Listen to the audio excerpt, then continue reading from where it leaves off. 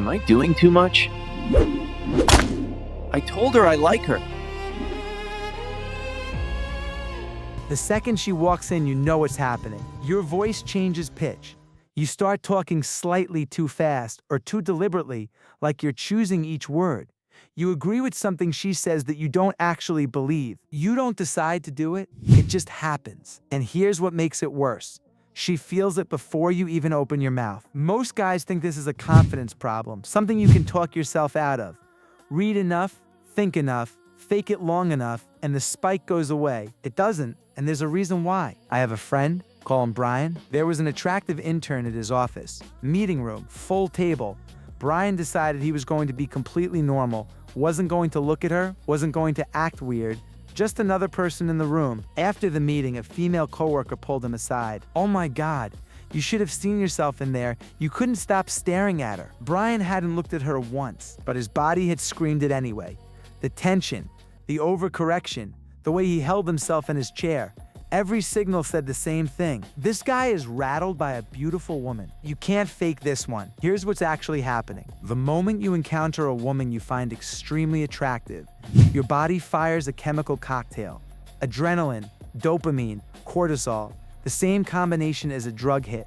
All at once. You know this feeling. You've felt it since you were a teenager. The difference is you still haven't found a way through it. I call it the beauty spike. Your blood moves, your voice shifts, you lean in too much, you try too hard, you perform instead of just being. She doesn't analyze your cortisol levels. She doesn't run a breakdown in her head. She just thinks, something's off about this guy. Before your opener, before your first sentence, before any of it. Because attractive women have been reading the beauty spike in men since they were teenagers, thousands of times. They're not consciously looking for it. They don't have to be. They just feel it. It's the first thing they screen for. And most men fail it before they open their mouth. When you spike, her subconscious runs a filter. I call it the pedestal check. One question: is this man going to treat me like a person or like a prize? When you spike, she already has her answer. She's seen this movie 1,000 times. She knows what comes next. You'll overinvest, agree with everything, put her on a pedestal. Not challenge her, not lead. She's checked out before you finish your first sentence. But when the spike comes and passes without driving your behavior, something completely different happens. She thinks, this guy isn't freaking out. He must be used to being around women like me. That's when curiosity starts.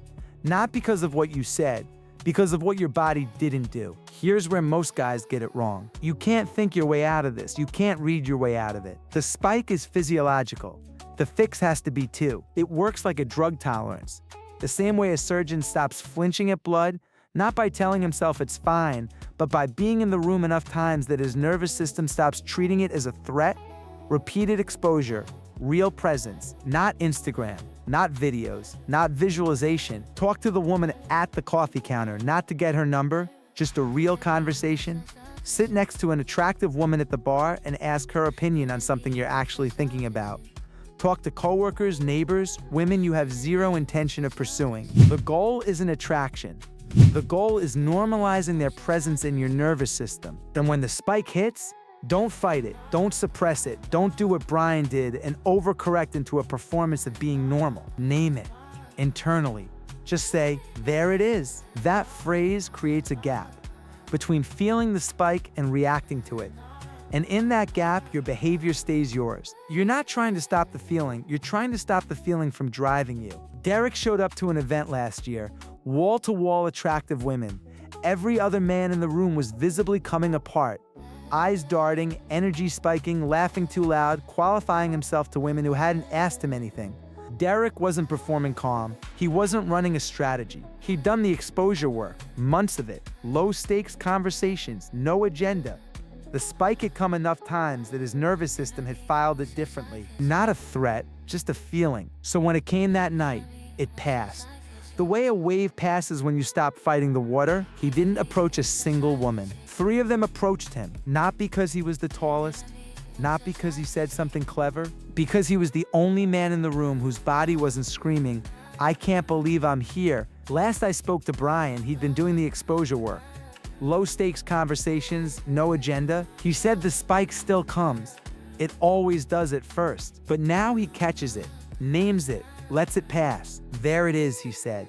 And then he just kept talking. That's the whole thing. The beauty spike isn't going away. You're going to feel it for the rest of your life. But the men who get chosen, they're not the ones who stop feeling it. They're the ones who stop letting it speak for them. The gap is already there, you just have to start using it. Episode 4 is next, Sense of Entitlement. And this one is going to flip everything you think you know about confidence. The men who get the most from women aren't the most skilled, they're the ones who believe they deserve it before they've earned it. That sounds dangerous. It is, and it works. Subscribe so you don't miss it. Drop a comment. Have you ever caught yourself spiking and overcorrecting? Tell me what happened. I read every one. Before I was a professional shark wrestler, I was in a rap group.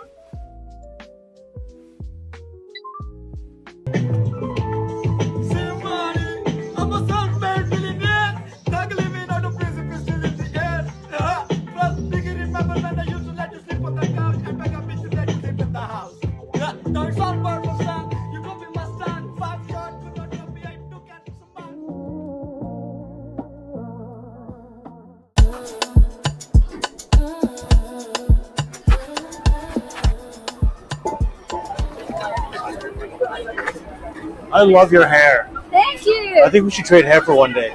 With what? We should trade hair for one day. Just for one day. Yeah, probably.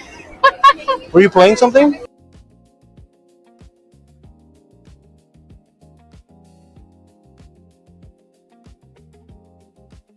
Yeah, I was playing music here, making some Oh, street violin? music around. No, it's a ukulele. Yeah. That's good. You have a YouTube channel then? What? You have a YouTube channel? I have an Instagram account. It's Oh, so you put it on your Instagram.